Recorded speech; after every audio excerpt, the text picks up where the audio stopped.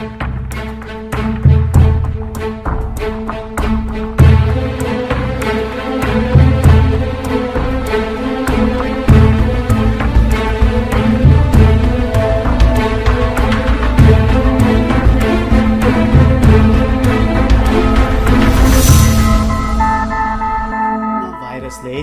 कसरी ज्यान लिन्छ, भाइरस सर्न नदिन के गर्न सकिन्छ।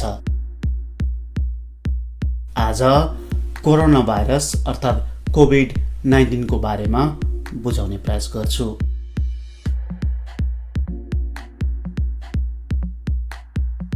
कुनै पनि भाइरसले आफै थप नयाँ भाइरस बनाउन सक्दैन। त्यसको लागि भाइरसले पशुपन्छी, मानिस वा अन्य जीवको कोषको भर पर्नुपर्छ। अन्य भाइरस जस्तै कोरोना भाइरस पनि फैलनको लागि हाम्रो शरीरमा छिर्छ र श्वास नलीमा अड्कन्छ। भाइरस केही दिनमै श्वास नली हुँदै फोक्सोमा पुग्छ, तर शरीरको कोषले जे पायो त्यही आफूभित्र छिर्न दिँदैन। त्यही भएर भाइरसले मानवको कोषलाई झुक्क्याउन आफ्नो शरीरको बाहिरी भागमा रहेको प्रोटिन तत्त्व प्रयोग गर्छ, जसले गर्दा हाम्रो शरीरको कोष आफ्नै केही भाग होला भनेर झुक्किन्छ र भाइरसलाई छिर्न दिन्छ। कोरोना भाइरस फोक्सोको कोषभित्र छिरिसकेपछि कोषभित्रको जेनेटिक मेटेरियल प्रयोग गरेर अन्य धेरै भाइरस बनाउँछ र उक्त कोषको अन्त्य गरिदिन्छ। अनि जति धेरै भाइरस भए उति नै धेरै फोक्सोको कोष मर्ने हुन थाल्छ। त्यसपछि सोही मरेको कोष नजिक सुन्निने र तरल पदार्थ जम्ने प्रक्रिया सुरु हुन्छ। यसले गर्दा फोक्सोमा अक्सिजन रगत नलीमा गएर रगतमा अक्सिजन सिँचाइ गर्ने प्रक्रिया ठप्प हुन्छ र फोक्सो आफै अशक्त हुँदै जान्छ। यस्तो बेलामा समयमै भेन्टिलेटर मसिन प्रयोग गरेर फोक्सोलाई सुचारू राख्ने र अक्सिजन रगतमा पठाउने गर्नुपर्छ। यसो गर्दा पनि कसैको शरीरले अक्सिजन पर्याप्त नपाएर अन्य अङ्गहरू कम अक्सिजनमा काम गर्नुपर्ने हुन्छ। पहिलेदेखि स्वस्थ र तन्दुरुस्त नभएका शरीरले यस्तो अक्सिजन कम हुने अवस्था थेक्न सक्दैन र ज्यान जान सक्छ। त्यसैले प्राय 50-60 नायका पहिलेदेखि नै डायबिटिज, ब्लड प्रेसर आदिको समस्या भएर अङ्गहरू थाकिसकेका, चुरोट पिउने बानी भएका र इम्युन शक्ति कम भएकामा कोरोना भाइरसले छिटो असर गर्ने हुन्छ।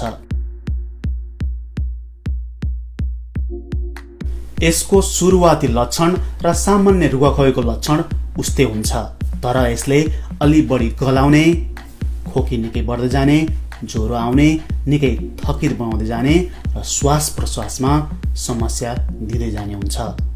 लक्षणहरूको भरमा मात्र कोरोना भाइरस हो होइन छुट्याउन सकिँदैन, तर आफूलाई यस लक्षण देखियो र आफू नजिक कोरोना भाइरसको संक्रमण फैलिएको छ भने आफूलाई पनि सरेको अनुमान गर्न सकिन्छ।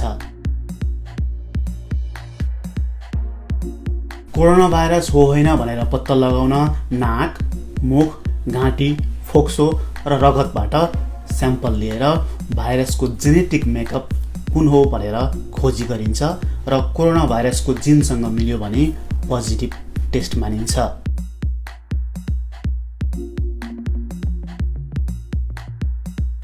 उक्त टेस्टको रिजल्ट आउन ढिलो भयो भने सिटी स्क्यानको भरमा मात्र पनि कोरोना भाइरसको उपचार सुरु गर्ने गरिन्छ। कोरोना भाइरसलाई पुनः नष्ट गर्ने औषधि उपचार आजको मितिसम्म छैन। यसले पार्ने असर कम गर्न मात्र औषधि उपचार गर्न सकिन्छ। यस विरुद्धको भ्याक्सिन परीक्षणकै अवस्थामा छन् र पहिलो चरणको भ्याक्सिन वैशाखभित्र आउँदैछ।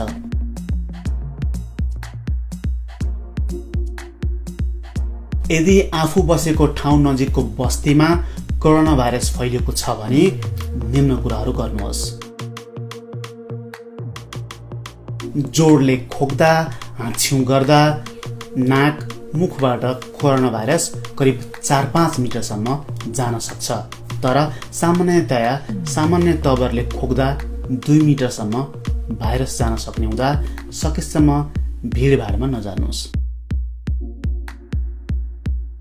सार्वजनिक स्थानमा भएको कुनै पनि चिज सकेसम्म हातले नछुनुस्। छुनै पर्ने भए अल्कोहल सेनिटाइजरले हात सेनिटाइज गर्नुस् वा साबुन पानीले राम्रोसँग हात धुनुहोस्। सार्वजनिक स्थानको ढोका खोल्नु पर्यो भने कुहिनो वा खुट्टा प्रयोग गर्नुहोस्।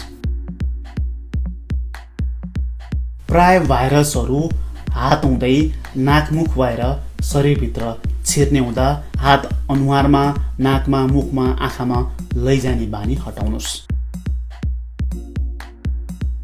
हात धुँदा साबुन लगाएर कम्तीमा 20 सेकेन्ड हात माड्नुहोस्। नङभित्र, औँलाको कापामा आदिमा राम्रोसँग सफा गर्नुहोस्।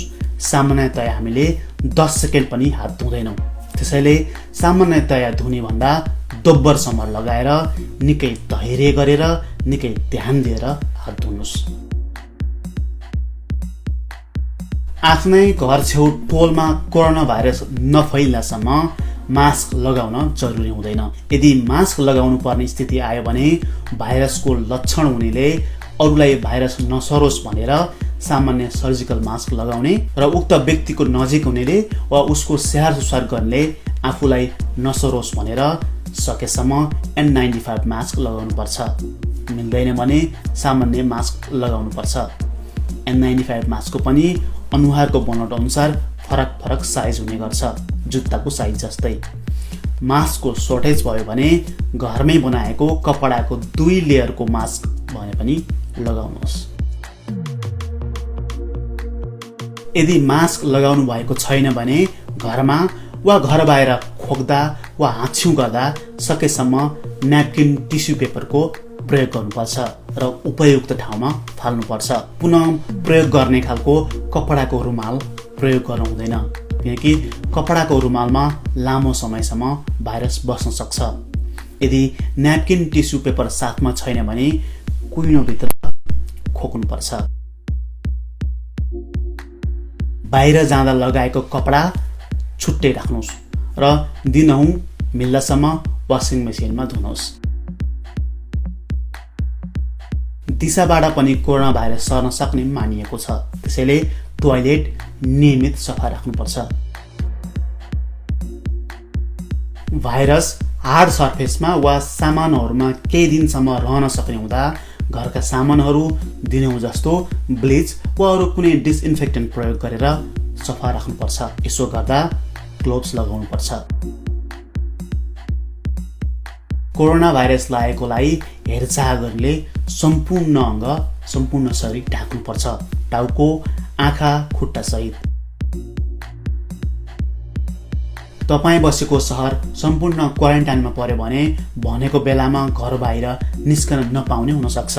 त्यसैले अन्य कुनै औषधि नियमित खाने गर्नुहुन्छ भने 3 महिनाको लागि औषधि किनेर स्टकमा राख्नुहोस्। अनि रुगाखोकी वा सामान्य चोटपटक, झाडा पखाला र सामान्य इन्फेक्सनको लागि प्रयोग हुने औषधिहरू किनेर स्टकमा राख्नुहोस्।